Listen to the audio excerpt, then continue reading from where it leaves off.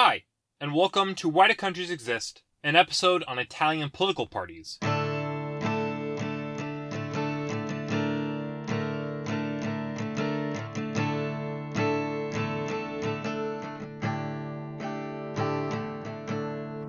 So today's episode was requested by Sam Volkers on YouTube.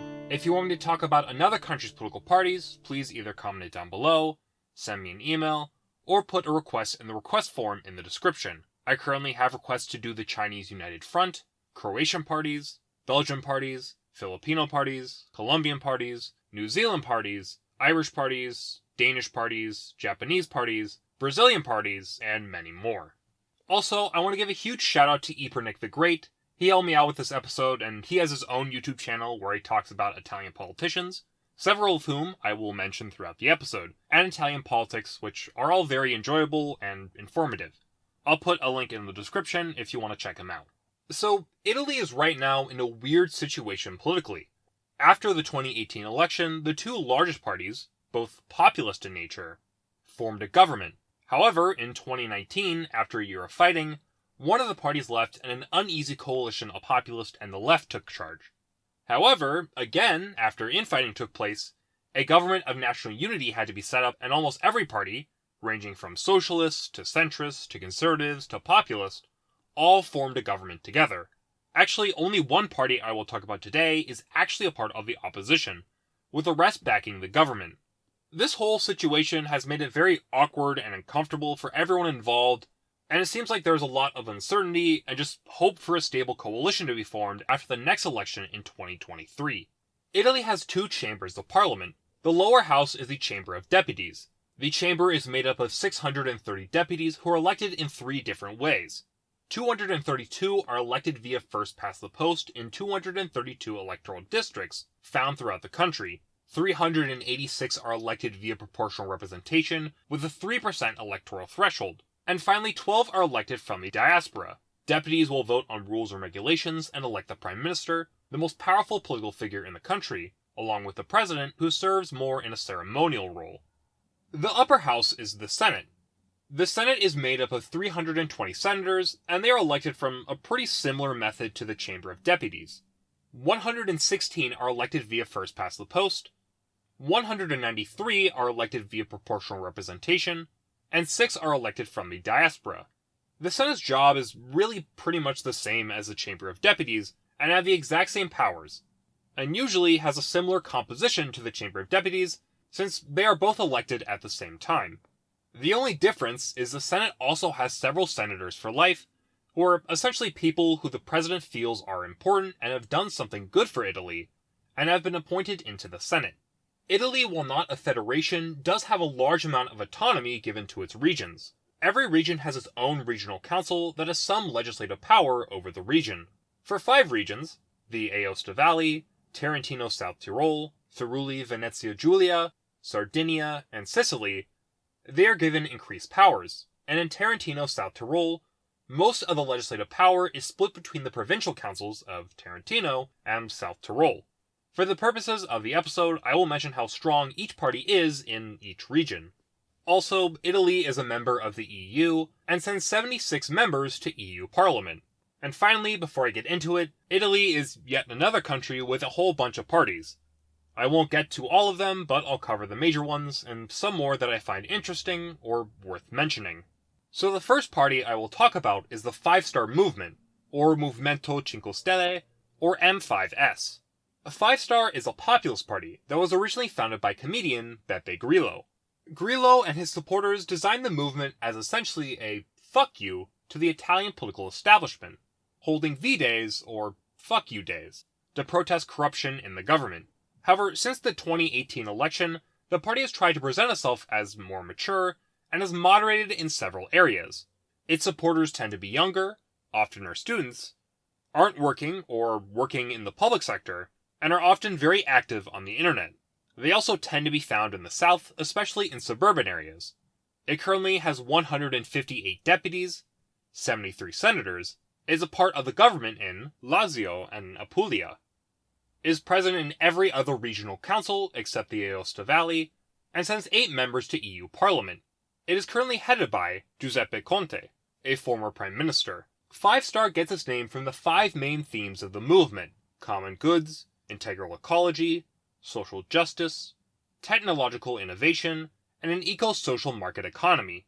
So it backs universal basic income for all citizens, supports more investment in renewable energy, and a green economy, broadly backs socially progressive policy, and backs an e-democracy, where people will use the internet to participate in direct democracy, taking power away from politicians and to the people. It actually decides a lot of big decisions via internet polls. It is strongly against corruption, wants to lower the wages politicians are paid, and believes no politician can have any kind of criminal record. It pre-2018 was fairly hostile towards the European Union, and generally backed decreased immigration into the country. It in recent years, however, has shifted its message towards more friendly stances with Europe and has toned down its anti-immigration messages. The shifting of messages is indicative of what many feel is a wider change in the movement. The Five Star movement started off as a party that refused to work with any politician, decrying everyone as corrupt crooks, but now it's willing to whore itself out to any party just so long as it stays in power. It has lost its populist touch, and you can see in polls it's losing roughly half of its support base, and has suffered from defections and infighting. However, the party still keeps its provocative style in its rhetoric, accusing everyone else of being corrupt and shady based off of hearsay. However, when its members are accused of corruption, which has happened several times, they claim that not enough evidence has come out, and everyone should just stop pointing fingers at them. They are also generally accused of not really knowing how to run a country, and of holding an ideology that can be summed up as, we think it's popular and edgy right now, so we support it. The next party in government is Lega, or League. Lega was originally founded as Lega Nord, and was formed as a party advocating for northern Italy to break away from the rest of Italy, and form its own state. It was backed by a broad coalition of northern Italians ranging from communists to conservatives. However, starting in the 2000s, it has shifted more firmly to the right, and began advocating for more federalist policies. Today it operates throughout the country and is considered right-wing populist, nationalistic, and conservative. Its support base, while more spread out throughout the country than its early days, is still mostly based in northern Italy and the diaspora. It gets most support seemingly in more rural areas, among people working in the private sector who usually don't have a university education. It currently has 133 deputies, 64 senators, is a part of the government in 15 regions, is present in the remaining 6 regions, and sends 24 members to EU Parliament, who sit in the Identity and Democracy Group. It is currently headed by Matteo Salvini, a senator from Lazio and former Minister of the Interior. Lega, while no longer fighting for northern independence, is federalist. It wants increased autonomy for the regions of Italy, and some members call for a special autonomous status to be given to all of northern Italy. It nowadays makes a name for itself strongly opposing increased immigration into Italy, wanting to crack down on illegal immigration. It also, like many other right-wing populist parties, is hostile towards the EU, opposing the euro, and opposes increased powers to the Union. It is also socially conservative, generally wanting to protect the nuclear family, is hostile towards Islamism, backs protectionism in the economy, while also backing lower taxes and less bureaucracy, and supports more environmental regulations. Lega has been seen drifting further and further right, and this has led to accusations of racism, Islamophobia, and homophobia in the party. It has been accused of picking on certain minorities in the country in order to gain electoral success, and putting the blame of all of Italy's problems on these communities. It also has, since its separatist days, been accused of looking down on southern Italians, and being racist towards them. The drift right has opened up division in the party, as the party is divided between the more anti-EU protectionist and the liberal faction, who are friendly towards the EU and back free market economics. It, like Five Star, is seen as a populist party that says outrageous things for attention. It has been accused of being funded by Russia and of having a history of being corrupt when in office, stealing both party and government funds to enrich themselves. Finally, since it is in a government with parties that you will see later on are ideologically quite different from Lega, I wouldn't be surprised if slowly, some people start to accuse Lega of having sold out to be in government.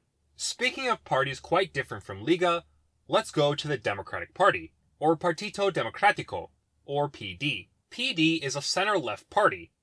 It is broadly social democratic, but also is sometimes defined as a third way party, social liberal, progressive, and sympathetic towards the Christian left.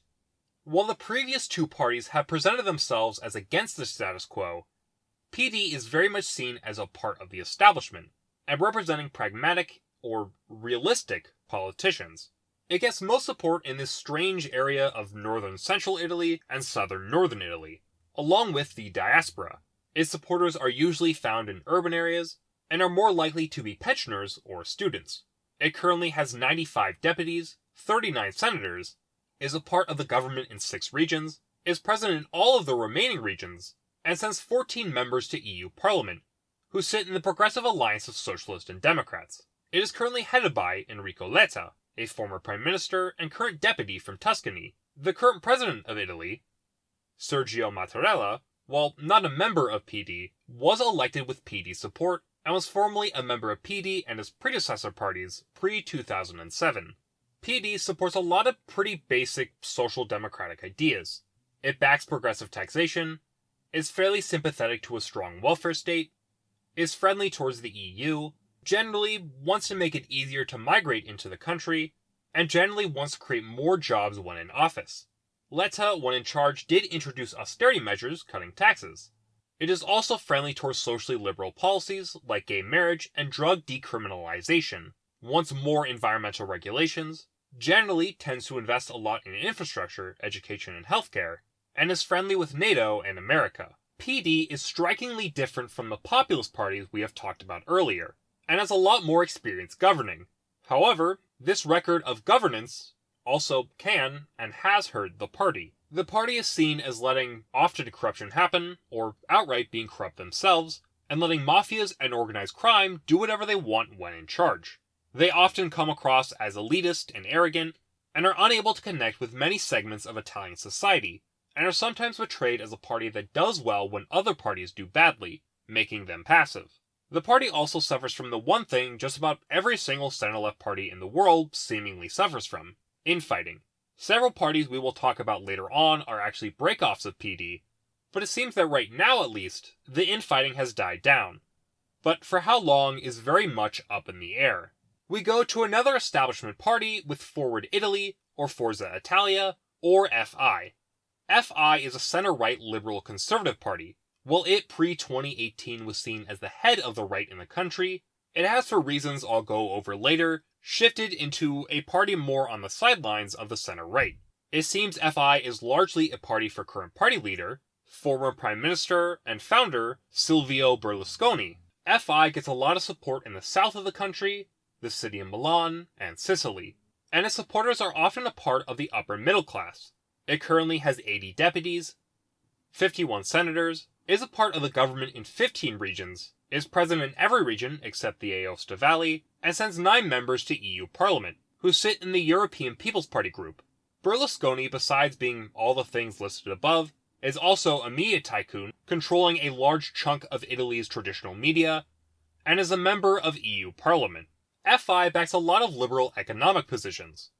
It wants less regulation on large companies in order to increase GDP, favors a flat tax, and wants to reduce bureaucracy. It is generally conservative, opposing gay marriage, drug legalization, and abortion, and promotes pro-Christian messages. However, there's a lot of wiggle room in regards to social issues, with many members taking a more laissez-faire approach. It is also pro-EU and pro-NATO, supporting both, although Berlusconi is also relatively friendly towards Russia, not wanting an antagonistic relationship with them. It also opposes Jew soil in regards to immigration citizenship, opposes universal basic income, and supports more welfare to the old and disabled, but less for young people. FI is disliked by some for its liberalism. Leftists see it as supporting measures that lead to greater inequality, and letting rich companies off the hook for social services. Right-wingers, meanwhile, see it as too soft on many social positions. As the European right has turned towards being more firmly opposed to immigration, right-wing parties like FI that don't focus on that issue have suffered from less support. Lega surpassed them in the 2018 election, becoming the largest right-wing force, and even today, FI is dropping continually in the polls. FI has also been accused of corruption, with Berlusconi being friends with a crime boss, and recently attempting to bribe politicians to vote for him as president, and it being a party first and foremost for Berlusconi and his allies, and not for Italian conservatives as a whole. Speaking of Berlusconi, before we go to the next party, I really just want to list off some of the things Berlusconi has said, because, wow, he has said a lot of interesting stuff that I think you might enjoy to hear. He joked about putting a German politician in a concentration camp for a Nazi documentary after said politician criticized him, claimed in Mao's China they boiled children to fertilize the fields, said at a political rally right-wing women were hotter than left-wing women, said that those that lost their home in an earthquake should pretend they are on a camping weekend, said after being accused of having sex and prostituting out underage girls, quote, "It's better to love pretty women than to be gay," said no one would marry a female reporter because her handshake was too strong, regularly had massive sex parties, which he called bunga bunga parties, and maybe my favorite, called Italy a shitty country after he lost the election in 2011. Could you imagine, like, Jimmy Carter losing the election and just being like, man, I hate America, what a shitty country.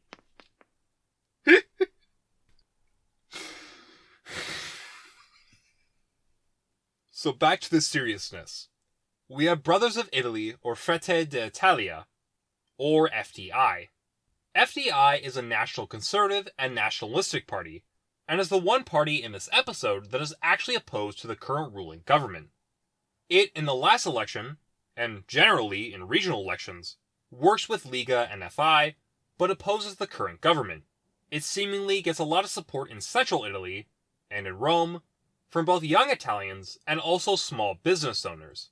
It currently has 37 deputies, 21 senators, is a part of the government in 13 regions, is present in every region except the Aosta Valley, and sends 8 members to EU Parliament, who sit with the European Conservative and Reformist Group. It is currently headed by Giorgia Meloni, a deputy from Lazio, and former Minister of Youth.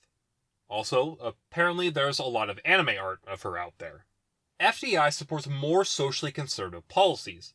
It opposes illegal immigration, wants to protect the traditional family, and raise the birth rate of Italians, backs law and order policies, is hostile towards political correctness, and opposes the Islamification of Europe. It is hostile towards the EU, opposing the euro, backs the governments in Poland and Hungary for standing up to the EU, and wants an EU with less political connections around it. It also supports a two-state solution in the Israeli-Palestinian conflict, opposes an antagonistic policy towards Russia, wants to transition to a presidential system, wants to reduce public expenditure and decrease taxes, and wants to ban non-biodegradable materials. FDI is probably the furthest right of the major parties, and has been accused of being fascist or backed by apologists for fascism.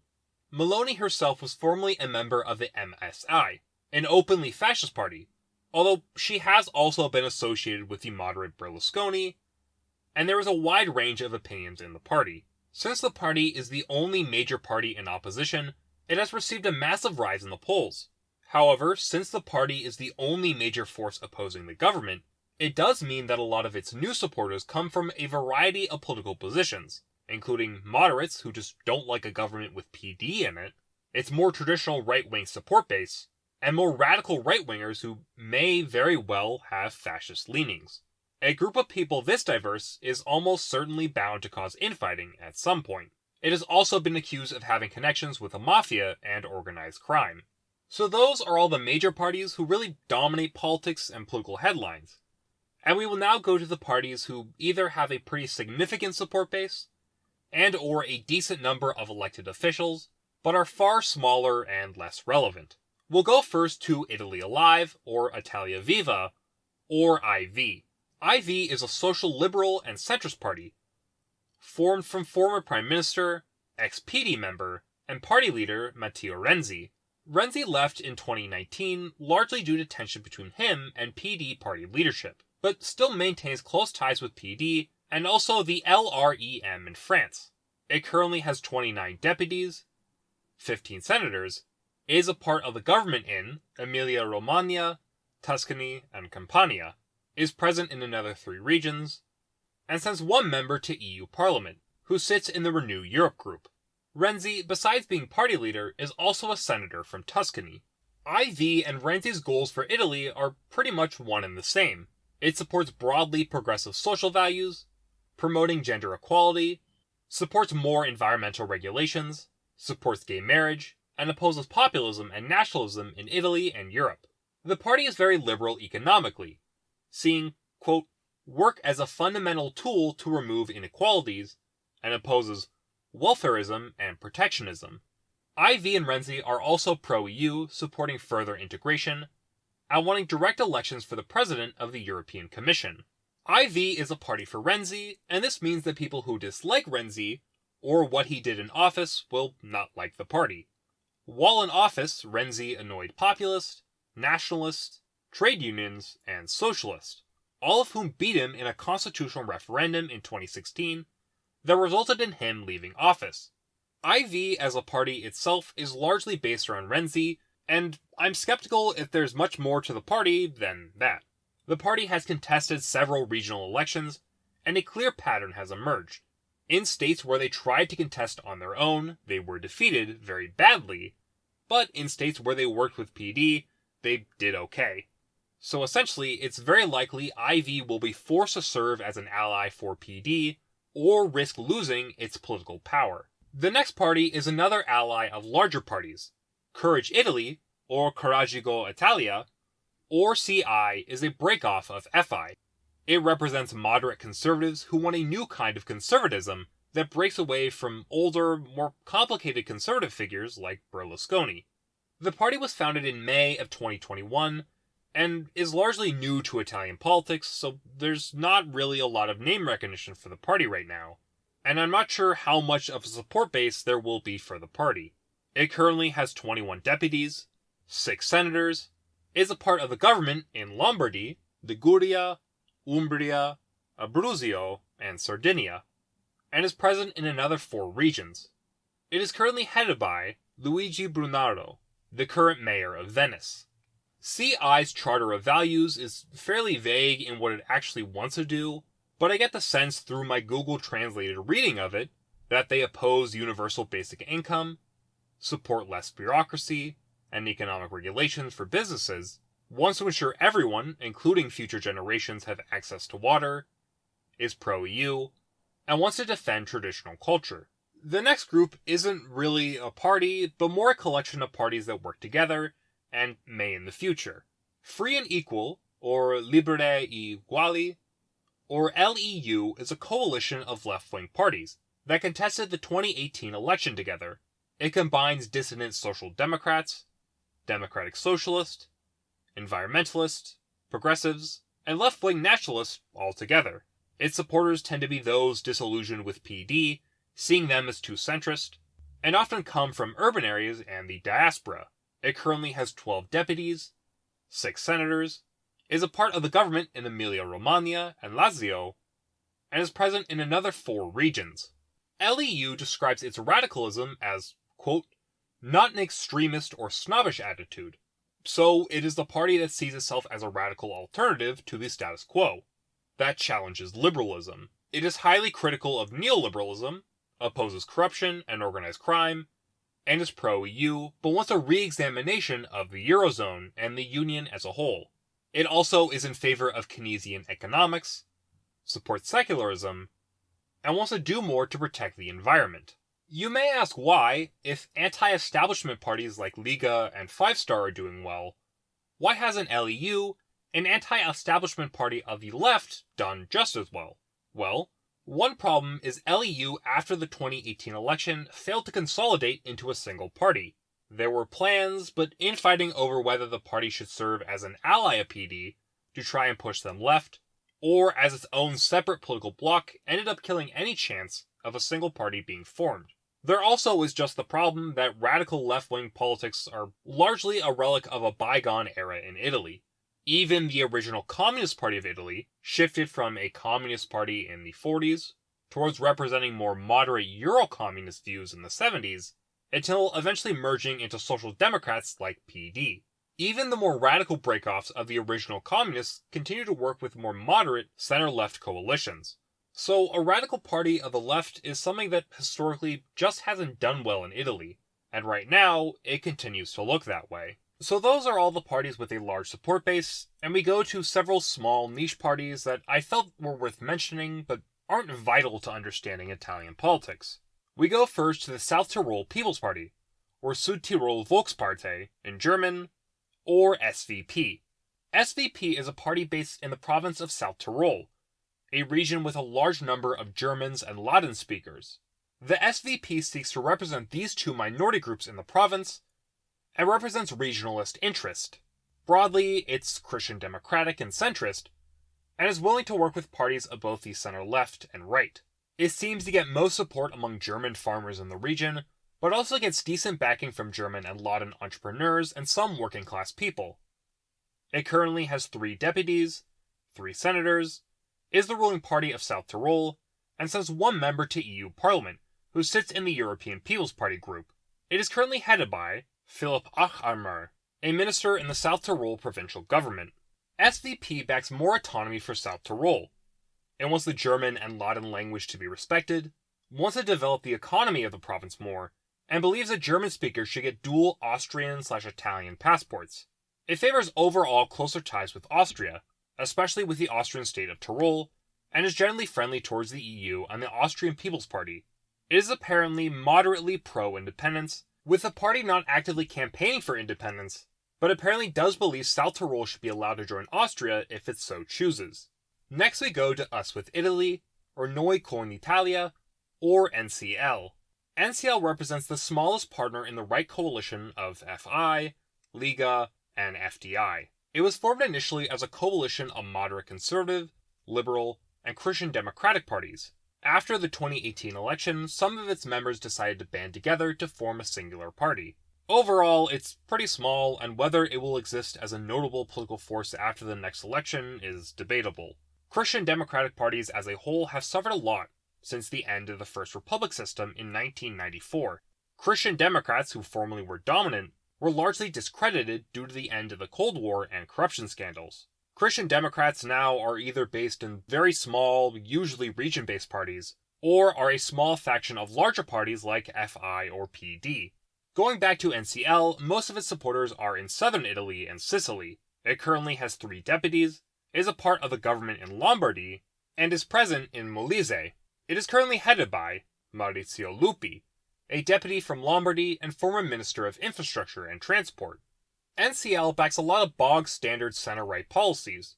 It supports a flat tax, is pro-EU, supports a healthcare system with a mix of private and public options, and supports nuclear power. It is also broadly sympathetic towards Berlusconi and FI. We go to one of the few parties that appeals only to the diaspora vote. The Associative Movement of Italians Abroad, or Movimento Associativo Italiano all'Estero, or MAIE, is a party based around representing Italians outside of the country, particularly in South America. It seems like it is moderate, attempting to not take a firm ideological stance. Oddly enough, since 2018, several politicians not from South America have also briefly joined the party. The party competes with the South American Union of Italian Immigrants, which is a more conservative version of MAIE. MAIE has 3 deputies and 2 senators. It is currently headed by Riccardo Merlo, a senator from South America and former undersecretary for the Minister of Foreign Affairs. We'll go back to Italy itself and talk about Action, or Azione. Action is a social liberal party, based around party leader and former PD member Carlo Calenda. Calenda left PD over PD deciding to work with Five Star, although now the party works with Five Star and PD in a grand coalition. It is opposed to populism and anti-EU sentiments, wanting the country to embrace progressive and liberal democratic values. It currently has 2 deputies, 2 senators, is a part of the government in Trentino, Emilia-Romagna, and Lazio, is present in Lombardy, and sends 1 member to EU Parliament, who sits in the Renew Europe group. Calenda, besides being party leader, is also a member of EU Parliament, and is the former Minister of Economic Development. Action is fairly progressive socially, backing same-sex marriage, supports drug legalization for stuff like marijuana, and wants to remove the so-called tampon tax, and instead make tampons free for all middle and high schoolers. It is liberal economically, opposing universal basic income, and wants to make it easier for businesses to start up and grow. It also wants to invest more in renewable energy, is pro-EU, wants to digitize the workforce, and wants to build up a single History of the City of Rome museum in Rome that will be more attractive to tourists. The last party we will talk about is More Europe, or Più Europa, or EU+. EU+ is another liberal party that is allied to PD. However, it also embraces more classically liberal and even libertarian ideas, generally supporting less government in both the social and economic sectors. It, like NCL, was formerly a coalition of several liberal parties, most notably the Italian Radical Party, that ran as a coalition and then after the election decided to merge into a single political entity. EU+ got most support in the last election in urban areas, in the northwest, and in the diaspora. It currently has one deputy, one senator, is a part of the government in Lazio and Campania, and is present in South Tyrol and Lombardy. It is currently headed by Emma Bonino, a senator from Lazio, and former Minister of Foreign Affairs. With a name like EU+, it is not shocking when I say EU+ is very much in favor of the EU. It is a European Federalist Party wanting the states of the EU to merge together into a single federal state, with a single European army. Socially, it wants to legalize marijuana, is pro-choice, wants more environmental regulations, and supports Jewish soil. It also is very pro-free market, supports more privatization, and wants Italy to be given a permanent seat on the UN Security Council. So those are the parties of Italy. In summary, there are 5 major players: the populist 5-star movement, the center-left PD, the center-right FI, the right-wing populist Lega, and the nationalist FDI. There are then several smaller parties, with all but the socialistic LEU being moderate-ish, and are often allied or friendly with another large party. But yeah, I hope you enjoyed. Be sure to check out Epernic's channel if you want to learn more about Italian politics. He has done videos on Grillo, Conti, Salvini, Mattarella, Berlusconi, Meloni, Renzi, Calenda, Bono, and a whole bunch of other ones that I didn't mention. After this, I'll talk about the legal parties of China, which I've written a little bit of it, and it's kind of a nightmare to navigate through, but hopefully it'll be good. And then I'll talk about the history of Bulgaria, and then I'll talk about Croatian political parties. Yeah, thanks for watching, thanks for listening. If you want, you can email me at whydocountries.exist@gmail.com for your thoughts, comments, suggestions, or hate mail. Take care, I hope you have a wonderful rest of your day.